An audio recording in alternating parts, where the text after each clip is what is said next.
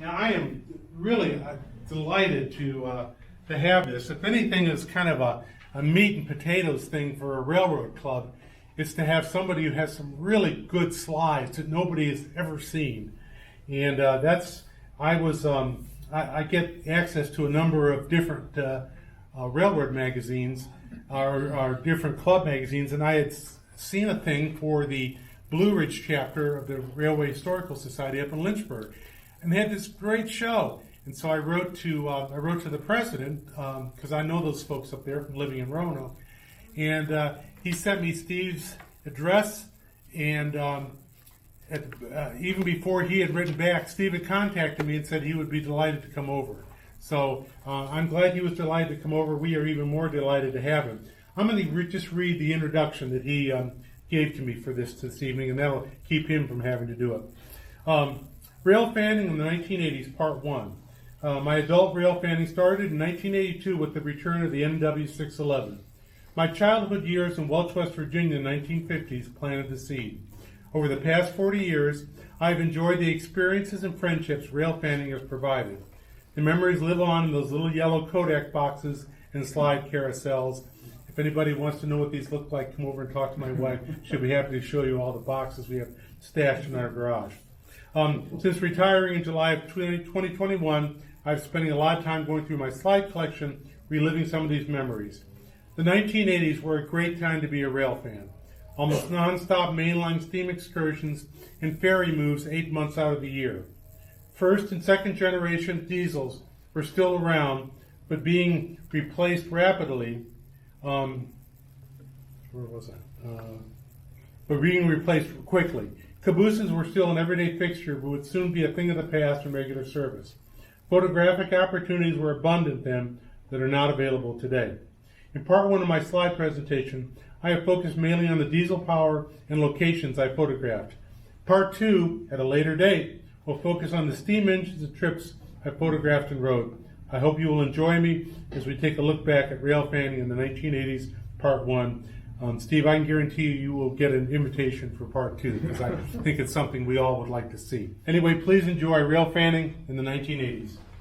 Like the program description said, I was born in Welch, West Virginia on the Pocahontas Division of the NW in 1952, and got in on the very end of steam as a young boy, and my father had some interest in trains. He helped get us started modeling. He actually let me use one of his, I think it was the 620 film size camera that you looked down into a viewfinder and everything was upside down. That's I've got some old pictures of that. Unfortunately, Dad took only a few pictures. He didn't really have the time or the money, trying to support a family in Welch at the time. But what pictures he did take have followed me all my life and kind of really brought me back to where I got started. Dad died unexpectedly in 1963, and 2 months later we lived in Winston-Salem. And for 20 years, trains were kind of out of the picture for me until 611 came back out in 82, and that just brought back all my early childhood memories from Welch. And I took many, many pictures, video, slides through the 80s. My wife and I, she actually got interested as well, and she would shoot video sometimes. I would shoot video, she'd shoot slides. We did a lot of traveling till our daughter was born in '89, and then it was me by myself for the most part after that. But it's been a good hobby. I enjoy taking pictures, but it's no fun just to take pictures unless you can show them to somebody. So that's why I've enjoyed doing programs through the years for different groups. And now that I've got the time to go back through all my slides, I've been putting several programs together. This one I wanted to start with because there was so much variety in the 1980s, motive power wise. Today I know the difference between a EMD and a GE, but that's as far as it goes. Just visually I can tell the difference, but all the first generation, second generation diesels. This is a picture of Welch, West Virginia, taken from the vestibule of a westbound excursion train. We've just exited the west portal of Welch Tunnel and crossing the Tug Fork River. And that's looking into downtown. And when I say my roots are in Welch, and that's where I got the train bug, that's 1956. I'm 4 years old, and that's the M-Class 475 that operates at Strasburg, Pennsylvania today. The NW shops kind of did an old-timey restoration, and this traveled the system for different events. And it was, the track on the left is the Welch passenger loop that went to the downtown station. And my dad obviously took this picture. Now, since this is a program on the 1980s, I didn't have any slides of 1980s rock and roll hair bands. But I did find a picture that someone had a little more hair and a little darker hair in the 1980s.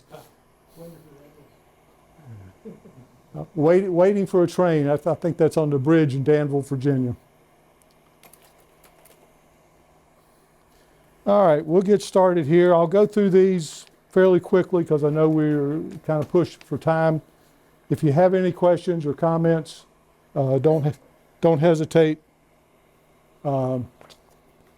This is C30-7, and this is in Bluefield at the diesel facility in Bluefield, West Virginia.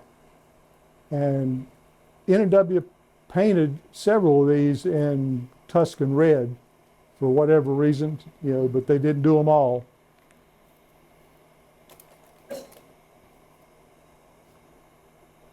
This is coming into Bluefield.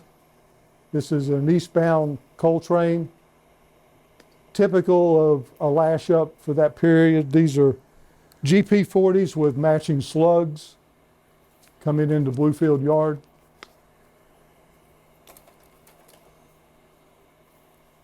Both for N&W and Southern, long hood forward was the the most common. And as you got into some later diesels, it kind of looked unusual for them running long hood forward. But this is a C39-8, it's Falls Mills, Virginia, just west of Bluefield. This is 1985 from St. Albans, West Virginia. Chassis was the predominant paint scheme at the time, but they still had some holdovers. That's a GP9, still in Chesapeake and Ohio. This is the west portal of Elkhorn Tunnel on the Pocahontas Division. This is a westbound empty coal train. Empty hopper train.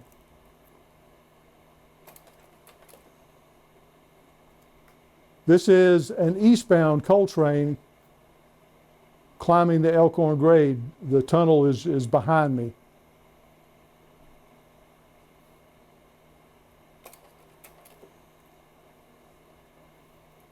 During that period, a lot of units were getting painted into NS. The merger was in '82. It took quite a while for everything to get painted.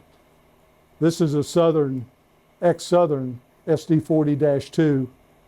And this is, again, on the Pocahontas Division. This is in Elkhorn, West Virginia. I really enjoy that area of railroading. If none of you have ever railfanned back through there, it's pretty much, even today, like going back in time. And it's gradually being taken over by Mother Nature through there. There's not a whole lot of activity. This is a coal processing plant at Keystone, West Virginia. It no longer operates. That's a great shot of that position one. Signal sitting way up there on that map. Oh, yeah.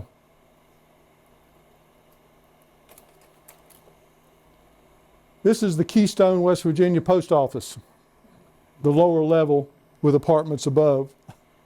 This is pretty typical of what you see, what I saw then and what you see now if you drive through there. Old buildings, either abandoned, burned, torn down. There's no economy to rebuild anything there that once it's gone, it's gone. This is shot off of Highway 52 bridge. This is at Ekman, West Virginia. And again, the Pocahontas Division is just a beautiful double track main line. Very busy back in the 80s with coal traffic, not so much now. But this is pushers on the eastbound coal train. Even now, all the coal trains have pusher assist up Elkhorn grade. And this is one of those, if you're out photographing, sometimes you get lucky. And just as the pushers passed, I had a westbound come by as well.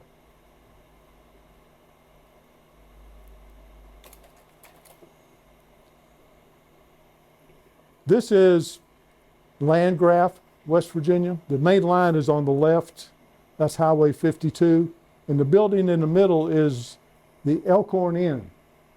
If you've ever seen advertisements, it's in operation today. Have you stayed there? No, I never have. I've mentioned it to my wife. We've never done it. I just wasn't sure what the decor was like on the inside. Yeah. But at the time, in the early 80s, there were still remnants of a little spur that came off the main line and went to a coal loading facility on the mountain there on the right. Great shot. That's all gone. And Landgraf itself, I'll get back to that. This is the Elkhorn Creek here on the right in the foreground. And in 2001, 2002, they had two back-to-back years of 100-year floods, and pretty much just devastated this whole area. And it's never recovered because, like I said, once there was no reason to rebuild anything. For the C&O fans, here are the water tanks at Thurman, West Virginia, that have since been taken down. I got a lot of diesel shots at the Winston-Salem North Yard. Not only did N&W come in from Roanoke, but this was also the terminal for the Winston-Salem Southbound. And the Winston-Salem Southbound was jointly owned by the Atlantic Coast Line and N&W. And now obviously CSX and Norfolk Southern. But I was able to capture, as you'll see in other slides, a lot of variety of power that would come in on the southbound trains. So here's a freshly painted unit switching North Yard in Winston.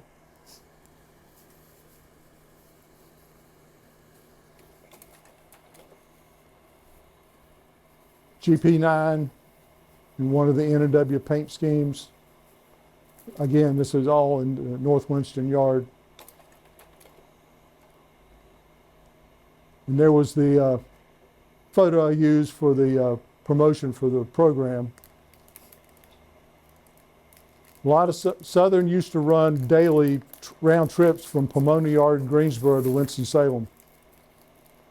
And they had a set lash up of units that would just go back and forth between Winston and Greensboro.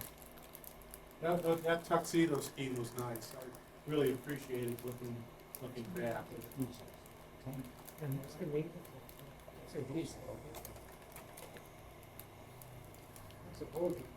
Yeah. That's a GP35, I'm pretty sure.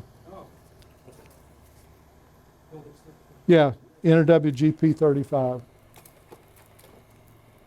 And there's a Southern GP 35.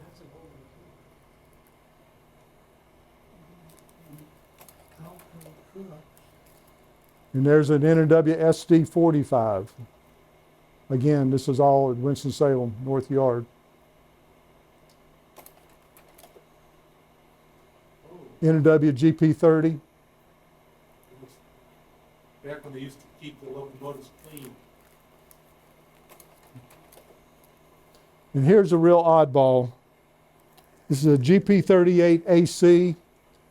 And I don't know whether someone said, okay, let's come up with a new paint scheme after the merger. And said, we'll put a stripe on an NW black diesel. And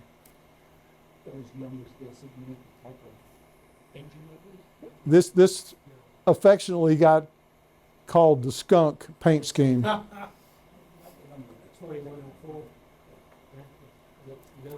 Fortunately, they didn't go with that paint scheme.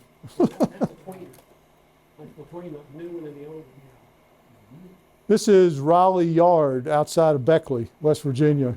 Big C&O yard. This old Vanderbilt tender in maintenance of way service, and still a water plug was still there. Boy, there's nothing left of Raleigh Yeah. now. I think there might be one track left.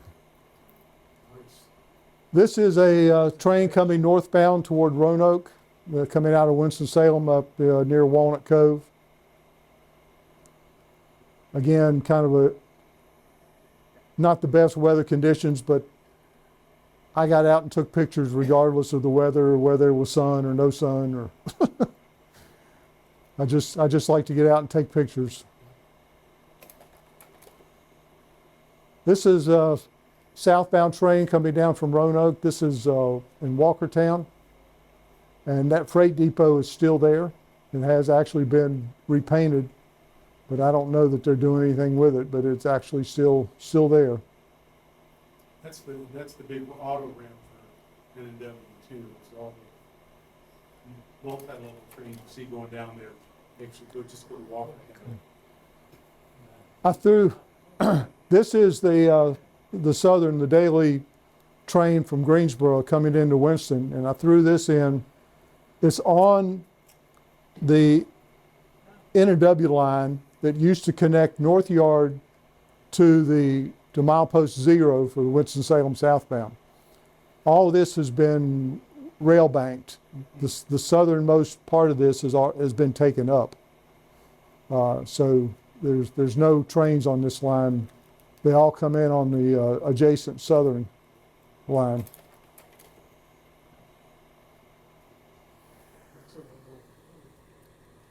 This is a U-23B southern switching in Winston-Salem.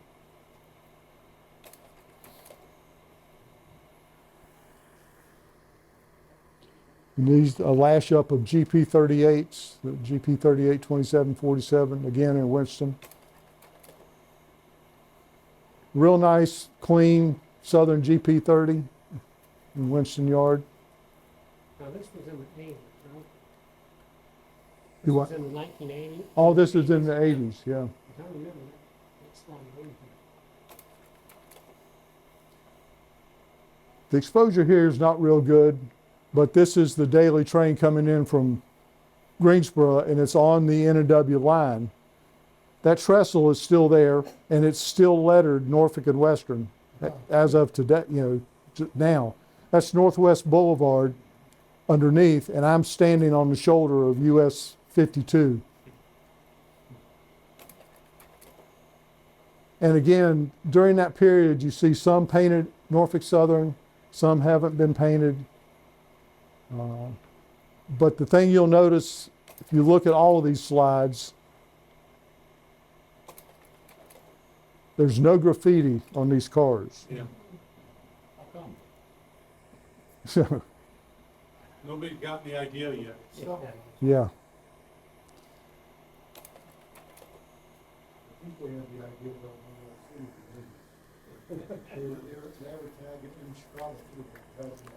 But here's some of that mixed power that comes in, that would come in on the Winston-Salem southbound. This is a C-30-7. You know, it's interesting because I never realized that. I knew the Winston-Salem southbound was owned by two railroads, but I never realized it went south of Waitsboro. I thought it always ended in Waitsboro. Oh. But that's because I'd come into started in Norfolk Southern, knowing nothing about Yeah, Southern railroading. Milepost Zero is in Winston-Salem and it ends in Waitsboro. Yeah. Right, but it used to go all the way down to the Atlantic Coast Main line. And went through Cheraw and, oh, there's a weird, there's Yep. This was one of my best catches of going over there. This is a BQ-23-7. The Seaboard was the only railroad that ordered these. And it had a crew cab, similar to a tractor trailer with a crew cab. And very unusual. And that's only a face a mother could love. Yeah, I was gonna say. Even got a front door. Again, because of the joint ownership, CSX, actually got Clinchfield unit in Winston-Salem.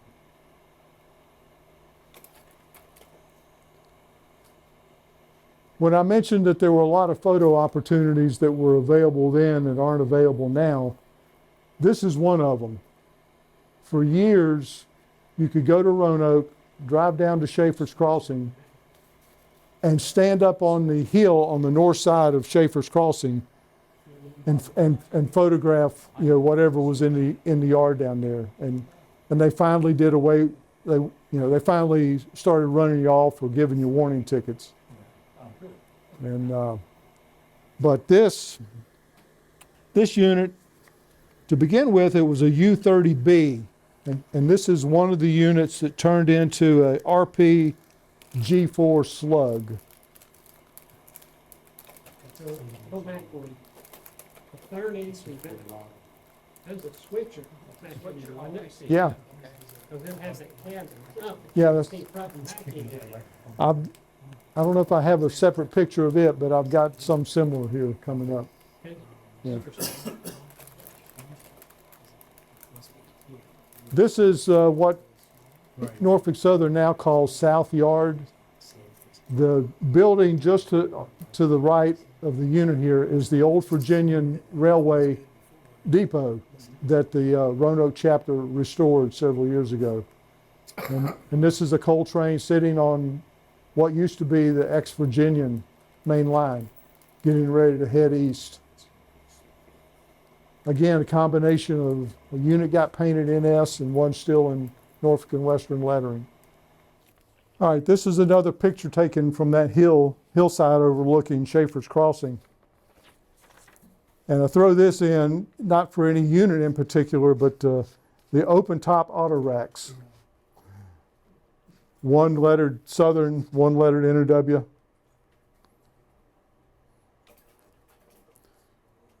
And then right in the middle of all that was a SW1200 switcher from the Illinois terminal. But under the cab, it's lettered Norfolk and Western. The cabs, yeah. The Illinois terminal was bought by N&W, which probably tore up most of it because it was kind of a competitor to the Wabash. But when the Illinois terminal would need work on their locomotives, they'd send them to Roanoke or Chattanooga, depending on who made them. That is definitely a rare shot. I've never seen one of those. And in the center there is one of the big Alco C630, number 131. And the slug behind it is one of the ex-Virginia trainmasters that was cut down to a slug.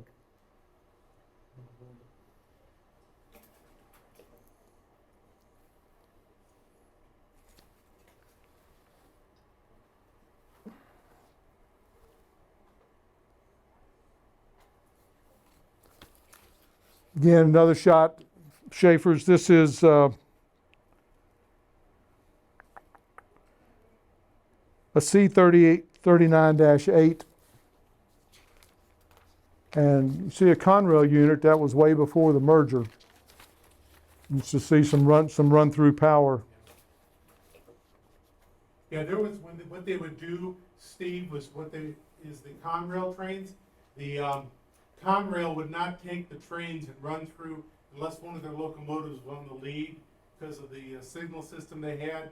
So whenever we would make up a train that was heading towards Conrail, whether it's going to Enola or Conway, they would have to scrounge the yard to find the Conrail unit to stick on the front of it.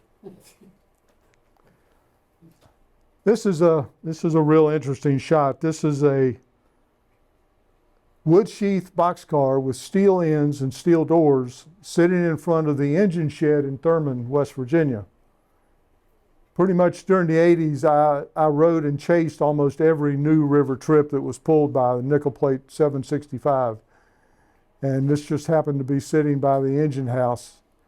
And the engine house mysteriously burned to the ground in 1993 before the Park Service could take it over and preserve it.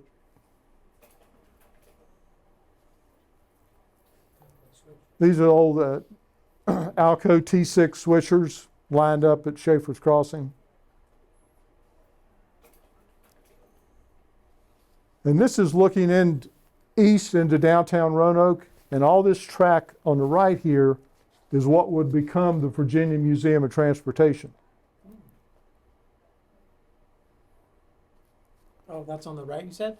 Yeah, everything to the right of these power poles is now the museum.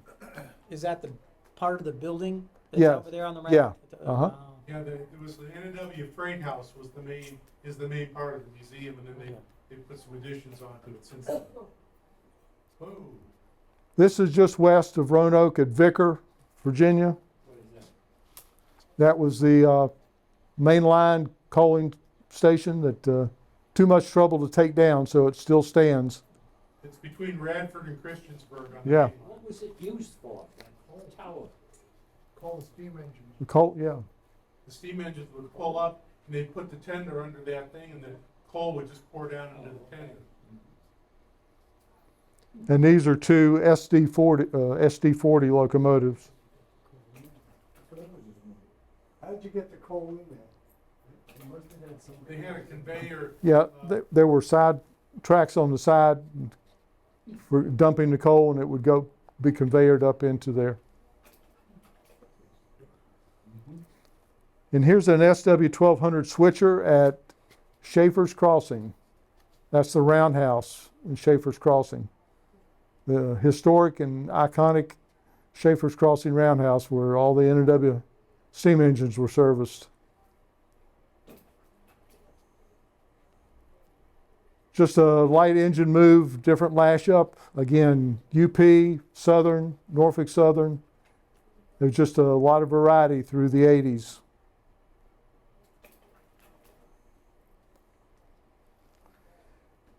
These are rebuilt. I think these were Illinois' terminal originally. These are GP20s that N&W rebuilt into GP20Ms. Is that back to back? Yeah, they're two independent units, but they were just freshly out of the paint shop. It just happened to be the day I was up there. Yeah, they look great. I've never seen a GP20 in NS colors. That's a great shot.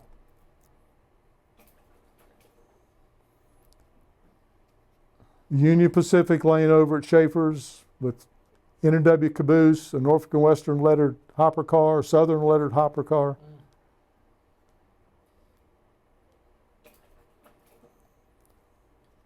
And here's got a lot of shots of the deadlines as units were retired.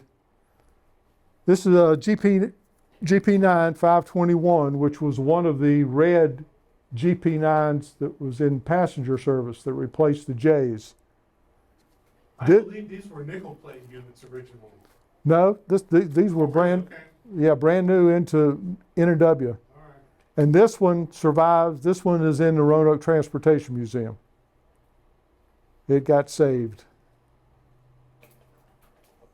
And you can see the red coming through on the roof and on the dynamic brake. This was it was 500 through 521, 522, something like that. Didn't some of those have steam generators in them Yes. for passenger service? Yeah. And here's an SD 45, 1775. And you guys that went to Roanoke a couple weeks ago, you saw 1776 in the museum. But this one was in the scrap line, still in the Kevlar blue color.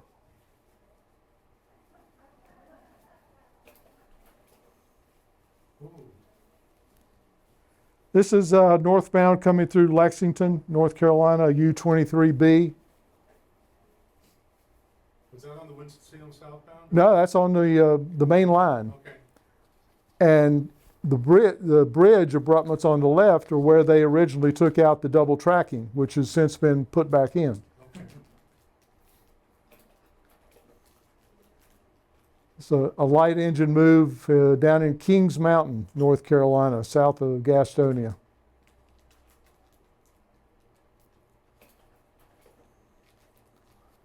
Our group got a tour of Linwood Yard, and it couldn't have been a crummier day to get a tour. And it just so happened that the F units that were used on excursion service were sitting in Linwood. But that's shot from the tower at Linwood Yard.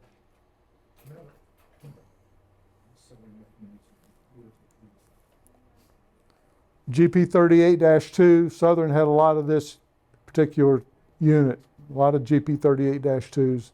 And this is at the servicing facility in Charlotte.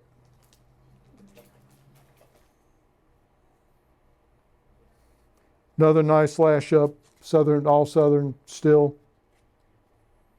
I tried to shoot as much Southern stuff as I could before it got gone.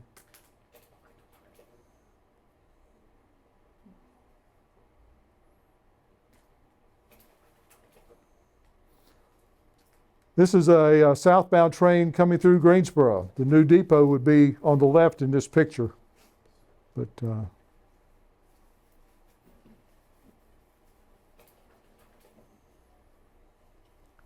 Southern GP 30 and little work train.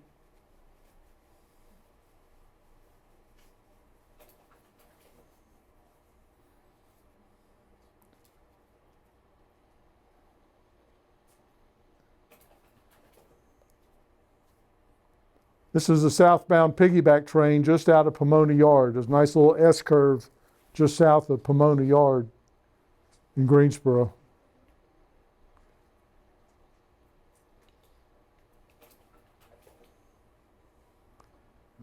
And there's the FP7s pulling an excursion past the old Southern. This was the Southern Depot, and at the time was an office building in Greensboro. And if I'm not mistaken, I just read something where this building finally got saved. Yeah.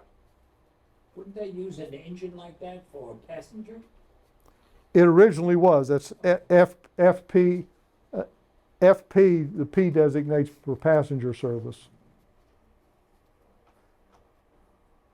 And they ran a lot of trips in the 80s.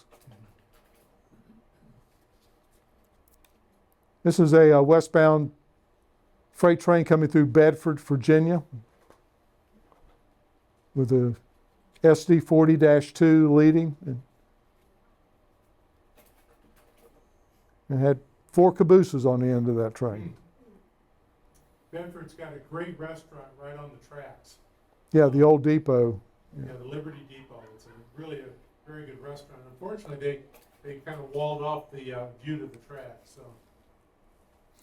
And here's a freshly painted switcher. Let me get to with a Southern caboose, 2351. It's an SW15. Earl Scheib must have made a fortune. $29.95. Or makeup. This is across from Pomona. This is Pomona Yard in Greensboro, southbound freight train led by N&W UP and another NW.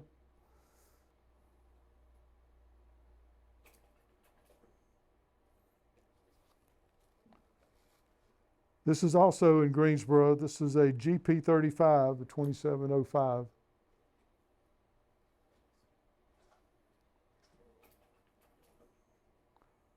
And there's a northbound piggyback train passing the Southern Office Building. Those are all GP 50s.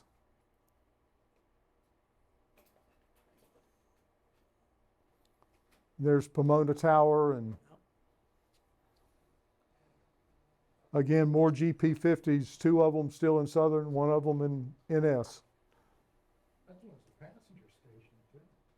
Yeah, that was the Amtrak station for a while, yeah.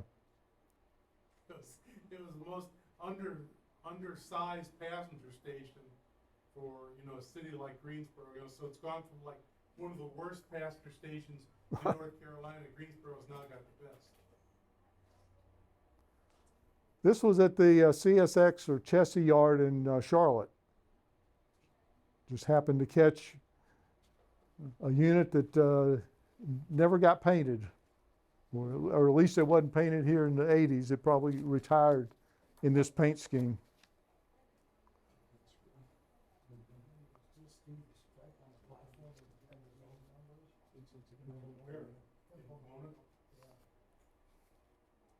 That's right. You had lots of chance to look at it. I sat there a while. And this was designated a GP 39.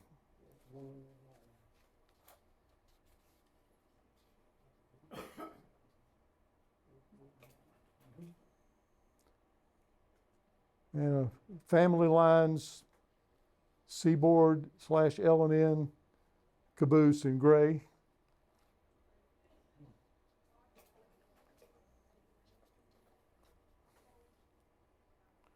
And this is a GP 38-2 and one of the early CSX paint schemes.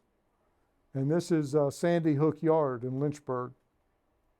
And that, if you can imagine, if you're going through an area that has a lot of fog, like CSX, that runs along rivers, you couldn't see that locomotive till it was on top of you.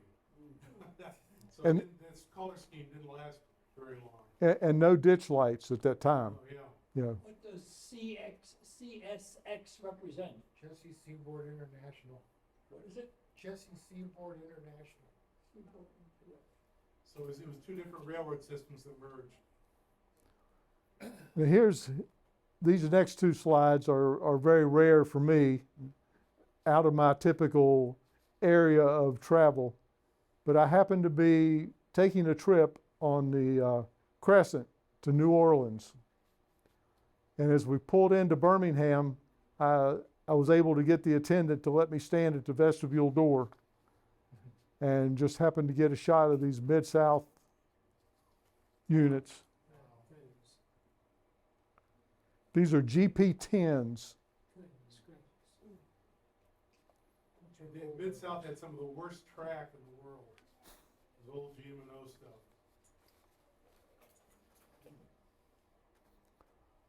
And this is a nice going away shot in the Singer Glenvar area, just west of Roanoke. You liked it too there, Steve. That's a wonderful picture. And here's what Bluefield Yard used to look like back in the 80s. Already a lot of Southern hoppers, but all this power was on one train getting ready to head east. Just a variety of stuff.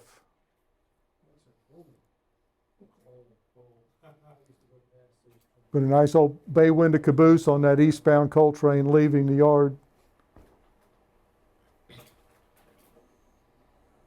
This was that coal processing plant at Keystone. They were switching, and had a pretty rough looking caboose, but it was still in service.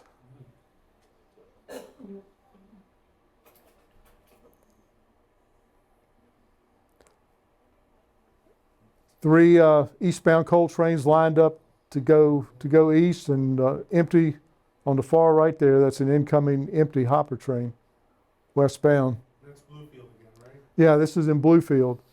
And for you modelers, I threw a couple of these in. If you want to model what a real yard looks like, it's not pretty.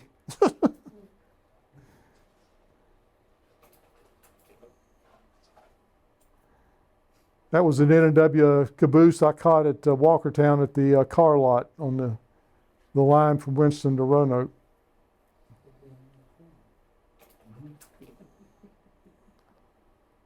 N&W Southern cabooses together, Southern switcher, N&W GP30.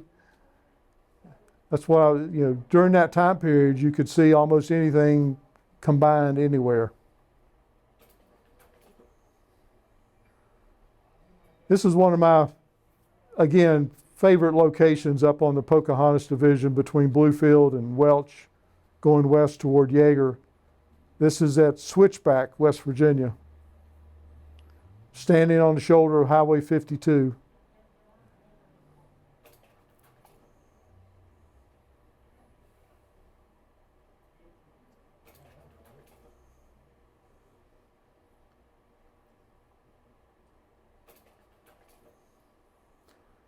And this southern unit's really far from home. This is Allville Yard in Yeager, West Virginia. Still in fairly decent condition for being in the coal fields. But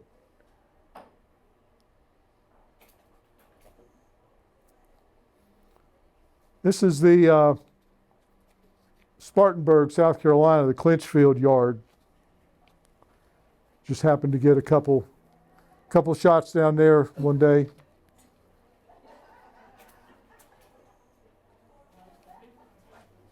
And this is up in Ashland, Kentucky, along the Ohio River.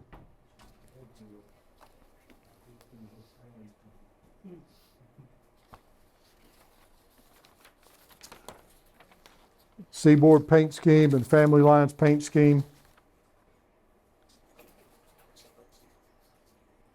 And Chessie.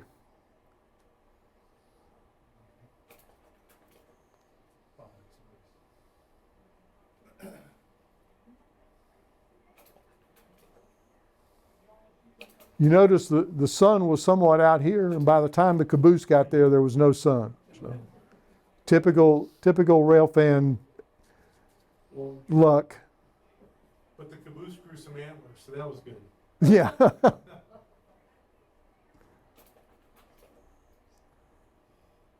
Again, in Bluefield, combination of power there and another SD45.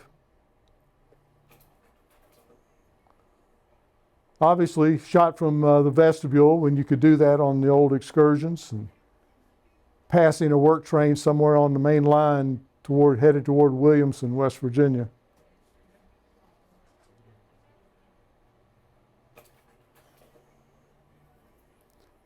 This is Montgomery Tunnel, west of Roanoke, going up the Christiansburg grade. You can still get to this place today. They've fixed the tunnels. The tunnels have actually been enlarged so they can handle double stack Right. cars through them. This is a great location.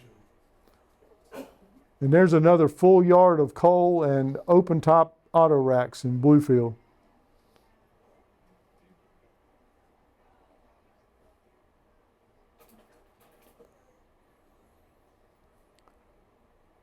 And like I said, all the eastbound trains coming into Bluefield had pushers to help them up Elkhorn grade, and here's a light set of pushers headed back west to assist another eastbound. And of all the times in my life I've driven to West Virginia, this is the only time I ever saw a train on the Virginian trestle that crosses 77 at Princeton, West Virginia. I was driving south.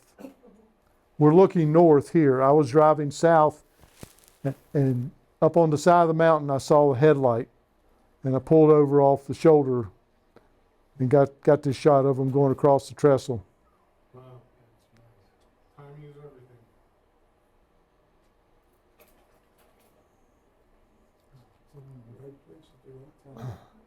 Dutch, you were up there during this transition period. Oh yeah, that's the coach yard over there on the left.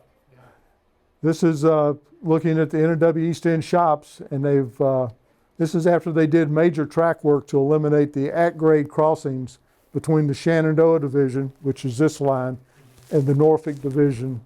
What is that big train on the left there? Those are Norfolk and Western Off- business cars. That's what they use for their business train.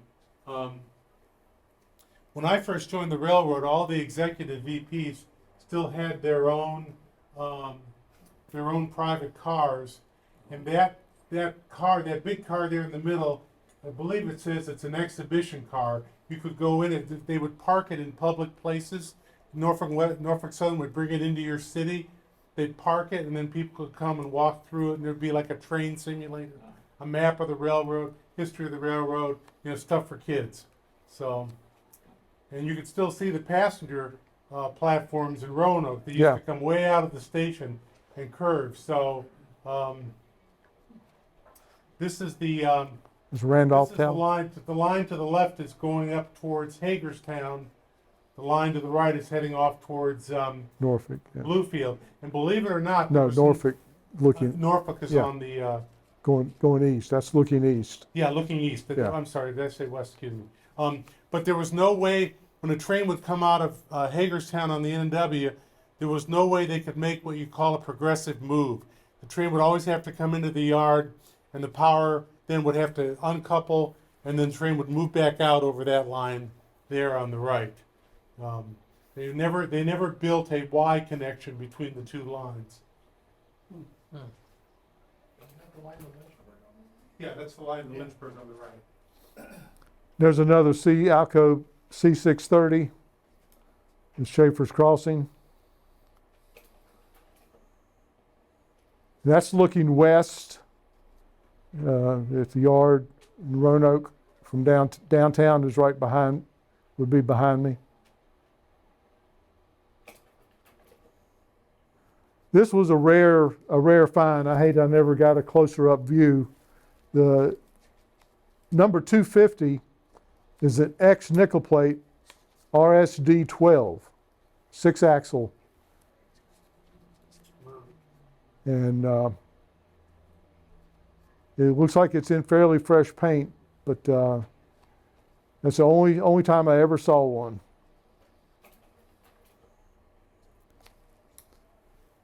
And there's a little switcher with a transfer caboose switching Roanoke Yard.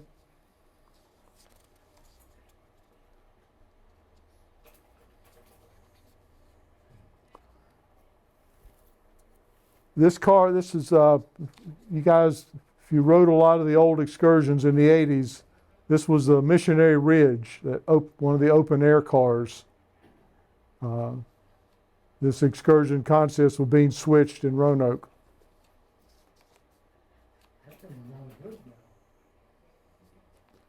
I found this express reefer sitting in Charlotte. It needs painting. Where's your shot? Seaboard coastline.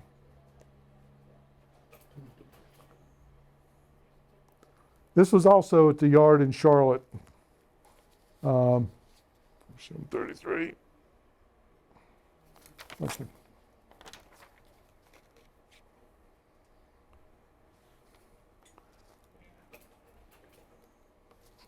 This is a GP16.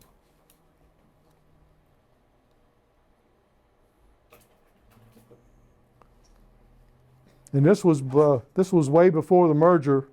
This is a Triple Crown Road Railroad train, southbound with a Conrail unit coming through High Point, North Carolina.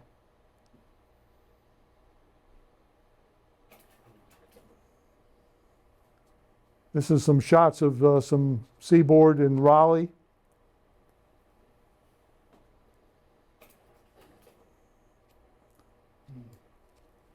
And like I said, in the 80s, there were a lot of nice trips that happened in the 80s. This is a full set ABBA of the Clinchfield units in the seaboard paint. This was a excursion on the Clinchfield. This is coming down the loops at near Camp 2 on the Clinchfield loops. And then when it got down to flat ground,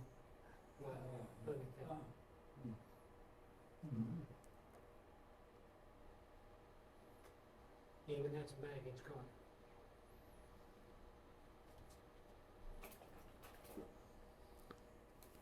and the color position signals in Roanoke that are all gone.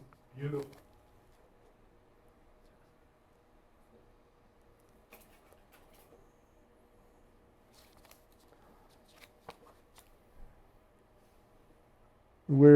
That's a shot out of the vestibule on a excursion. Friendly wave from the crew. I'm sure wishing that the excursion train would get on by so they could get on with their work.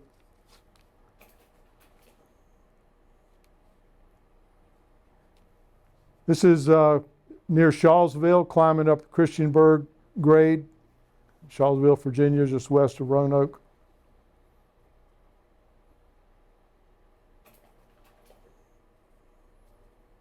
More power in Roanoke Yard.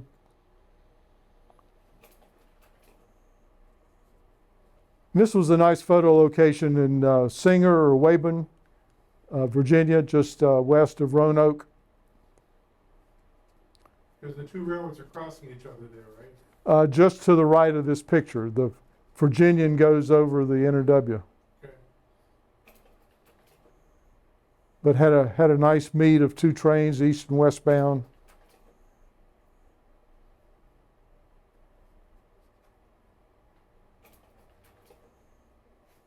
Same general location.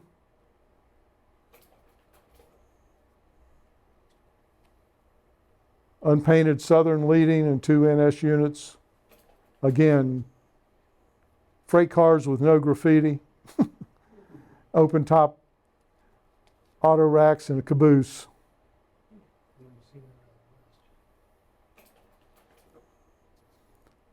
And here, this is High Point again with another road railer, Triple Crown road railer. With For those of you who aren't familiar with the road railers, if you look carefully, the trailers all have wheels, truck wheels on them. They're running directly, they're like a couple inches above the rail. They're riding on railroad couplers, and when they, there's only one of these trains left now. NS still runs one every day between Detroit and Kansas City. And they would have gotten rid of that, except Ford and GM liked the road railers so much that they really put some pressure on them. So the only place you can see a road railer train anywhere in the United States now is on the line from Detroit to Kansas City. So What's the purpose of the road rail? it's supposed, when you get in there, rather than taking rather than having to pick up the trailer and put it on the ground, they just kind of push a switch. They pull the railroad wheels from underneath it, and then the trailer can go out on the highway immediately. Oh, okay, that's good. I think it's a much more efficient way. Yeah, I think so. Yeah, bogies, yes. and this is a Chessie SD 50 in St. Albans, West Virginia in January 1985. Was that snow? Oh, yes, it was snow. And hopefully when I come back to do part 2 of this program, which is on the steam engines, in January 1985, we were in West Virginia chasing a Ross Rowland 614 484 that was running every day between Huntington and Hinton.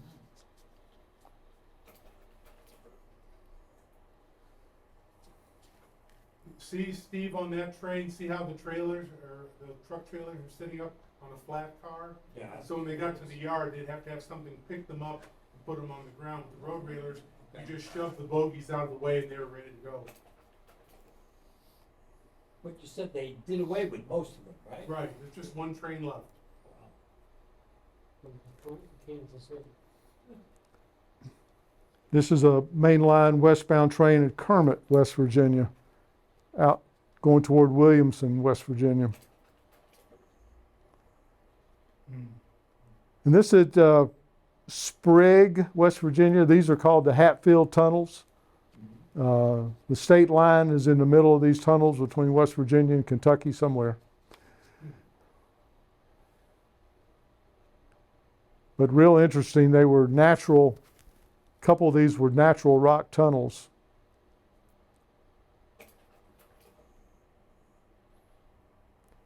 And more mixed power at Winston-Salem North Yard, Atlantic Coastline paint fading away. But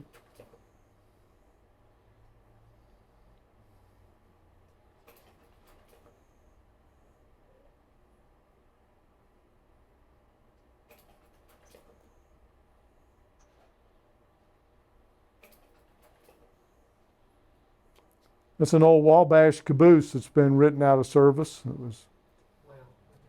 in Winston-Salem. It's kind of streamlined. It's a different cubicle.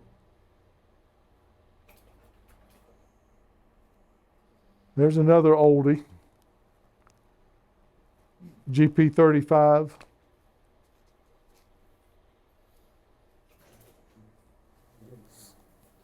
Again, this is in Kernersville. And there's the old Winston-Salem Southbound office in downtown Winston-Salem. Are they still there, or is that probably The, gone, the, isn't it? the building is still there. The sign has been removed. It's used for different things. Okay,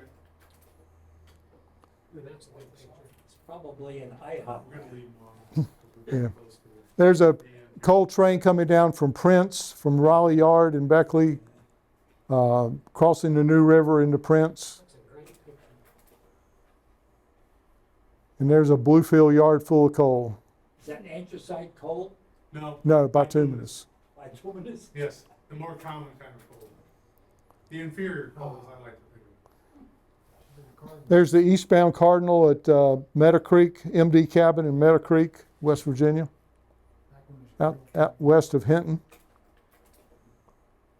There's a southern coal train. There's that C&O GP9.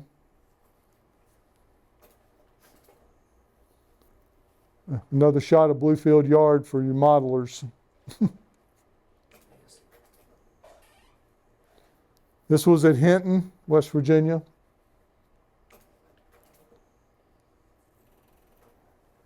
A Burrow crane just been repainted with NS. This is the massive coaling tower at Handley, West Virginia on the C&O. With the old baggage car converted to office building, office space. The Southern FP7s at Salisbury. And I Did they have a threw, regular passenger train on that? Was that like the Asheville train? I think that it was, Or was that? it may have been this, and I throw this in there. I'm standing on the southern main line. That's the Winston-Salem southbound. And this is the connecting track in Lexington to come off the southbound to the southern. Okay. And they came up and ran around the train, and now they're headed back to Salisbury. More stuff at Raleigh Yard. This was by chance. This was at Rocky Mount, Virginia. This is one of the old NW Jeep 9s that was used in passenger service. It was switching in Rocky Mount.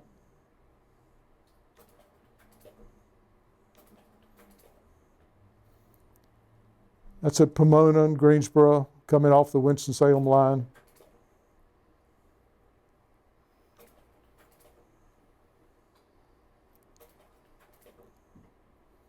That's south of Danville, near Swan, Virginia.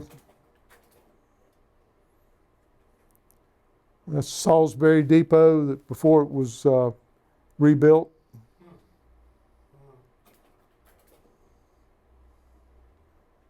Winston-Salem, Winston-Salem. You've got a good memory. SD of all these places. SD 40-2 riding the Schaefer's Crossing turntable. Greensboro putting together a piggyback train. Again, those were in Winston. There's the beginnings of the Virginia Museum of Transportation. That was 6 months after the devastating flood. And I'll get to those here real quick. The deadline for NWGP 30s.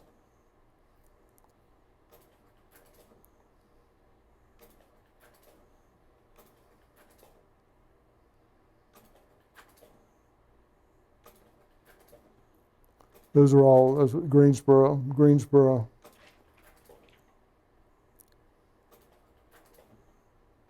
That's a SDP unit from Conrail. I'll go through these real quick. That's an eastbound coal train on the Virginian line in Roanoke. And here was a train that came in from Winston-Salem that had a demonstrator, GE demonstrator. Wow.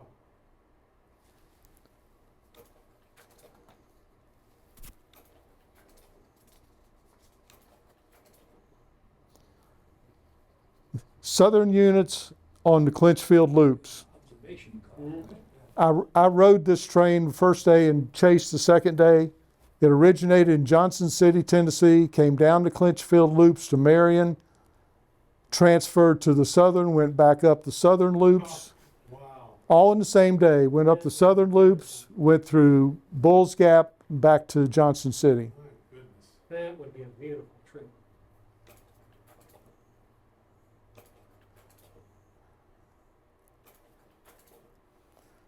July 1984, the iconic and historic Schaefer's Crossing roundhouse gets torn down.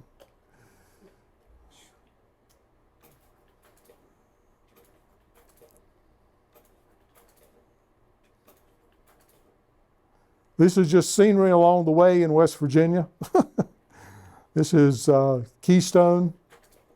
This is the stuff you see riding the train that you don't normally see driving the roads.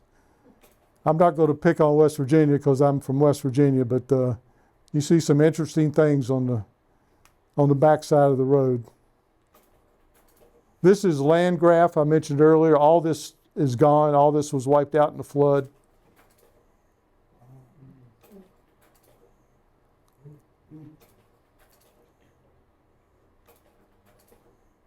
The Forest Virginia Depot, it got torn down a couple years ago. Yeah, after it was burned out. This, unfortunately, some of you might remember, this was the train from Greensboro to Winston. They went by, if you're familiar with the fuel farm in Greensboro, where all the fuel tanks are on 40, the train hit a tanker truck on the crossing, burned the engines up and killed the crew. And this is coming into Roanoke. You saw this engine. You saw this engine earlier. This is Cycle Systems.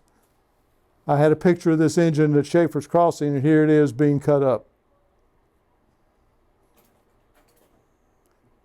The deadline in the old Virginian yard.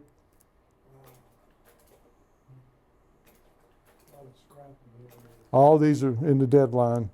Again, another great Clinchfield trip, but lousy weather. This is the E3 that's in Spencer Museum. It was, That's the Atlantic Coastline Call? yeah, that's the Atlantic Coastline E3 on a Clinchfield excursion. Wow.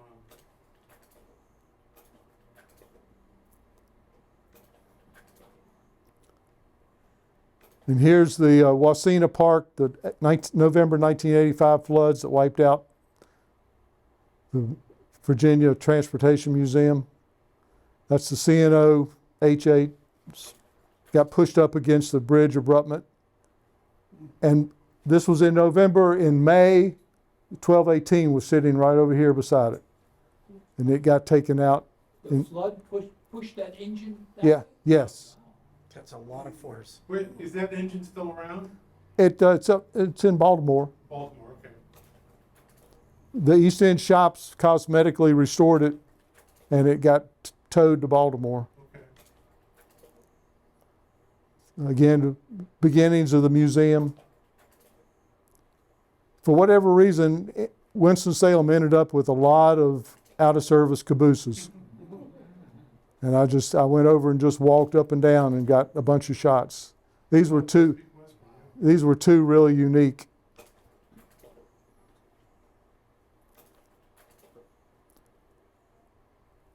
These are the Winston-Salem southbound cabooses, lettered for HPT&D, High Point, Thomasville, and Denton.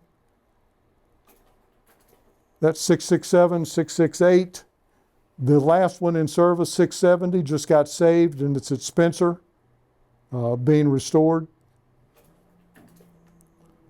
Detroit, Toledo, and Ironton caboose in Ashland, Kentucky.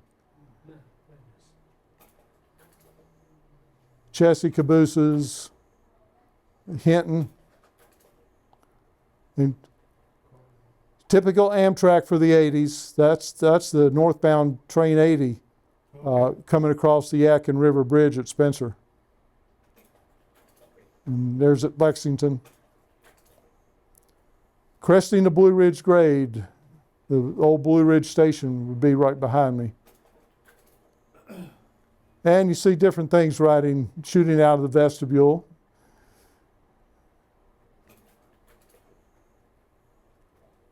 Well, that's going to end up the diesel part as a preview for what's coming in part 2. Here's Southern 4501 coming south on the Shenandoah line of Buena Vista, Virginia.